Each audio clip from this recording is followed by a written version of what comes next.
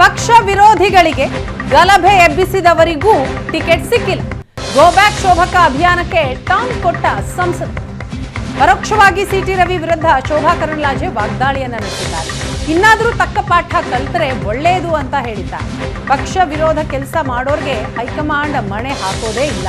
ಷಡ್ಯಂತ್ರ ಮಾಡಿದವರ ವಿರುದ್ಧ ಆಕ್ರೋಶವನ್ನ ಹೊರಹಾಕಿದ್ದಾರೆ ಶೋಭಾ ಕರಂದ್ಲಾಜೆ.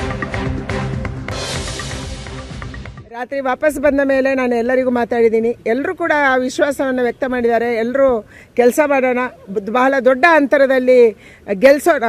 ಯಾರು ಪಾರ್ಟಿಯನ್ನು ಇವತ್ತು ಮಧ್ಯದಲ್ಲೇ ಮೋಸ ಮಾಡಿ ಹೋಗಿದ್ದಾರೆ ಸೋಮಶೇಖರ್ ಅವರು, ಅವರಿಗೆ ಕೂಡ ಸರಿಯಾದ ಉತ್ತರವನ್ನು ಕೊಡೋಣ ಅನ್ನುವಂಥ ಮಾತನ್ನು ನಮ್ಮೆಲ್ಲ ಶಾಸಕರು, ನಮ್ಮೆಲ್ಲ ನಾಯಕತ್ವ ಹೇಳಿದೆ. ಅದನ್ನು ನಾವು ಮಾಡ್ತೀವಿ.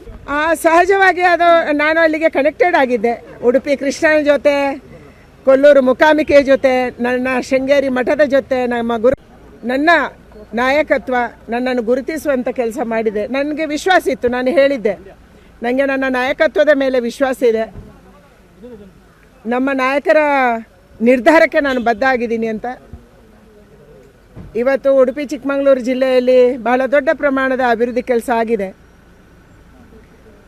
ಆದರೆ ಅದನ್ನು ಕೂಡ ಪರಿಗಣಿಸದೆ ಕೆಲವರು ವಿರೋಧ ಮಾಡಿದ್ದನ್ನು ಕೂಡ ನಾವು ಕಂಡಿದ್ದೀವಿ. ಕೇವಲ ಒಂದು ಪ್ರಾಯೋಜಿತ ಗುಂಪು ತಮಗೆ ಟಿಕೆಟ್ ಬೇಕು ಅನ್ನುವಂಥ ಕಾರಣಕ್ಕಾಗಿ ಅಲ್ಲಿ ವಿರೋಧ ಮಾಡೋದನ್ನು ಮಾಡಿಸಿದರು. ಆದರೆ ಅವರು ಯಾರೂ ಯಶಸ್ವಿ ಆಗಲಿಲ್ಲ.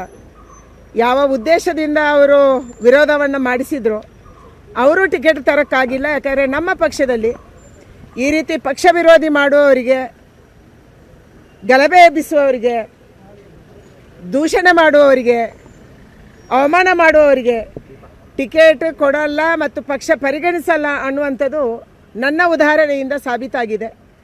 ಇನ್ನಾದರೂ ನಮ್ಮ ನಾಯಕರು ಯಾರ್ಯಾರು ಇದನ್ನು ಮಾಡೋರು ಇದ್ದಾರೆ, ಅವರು ಪಾಠ ಕಲಿಬೇಕು. ಭಾರತೀಯ ಜನತಾ ಪಾರ್ಟಿ ಒಂದು ಶಿಸ್ತಿನ ಪಾರ್ಟಿ.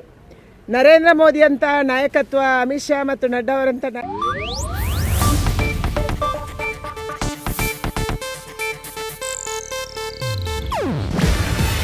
ಇದು ಏಷ್ಯಾನೆಟ್ ನ್ಯೂಸ್ ನೆಟ್ವರ್ಕ್ ಪ್ರಸ್ತುತಿ. ನೀವು ನೋಡ್ತಿದ್ದೀರಾ ಏಷ್ಯಾನೆಟ್ ಸುವರ್ಣ ನ್ಯೂಸ್.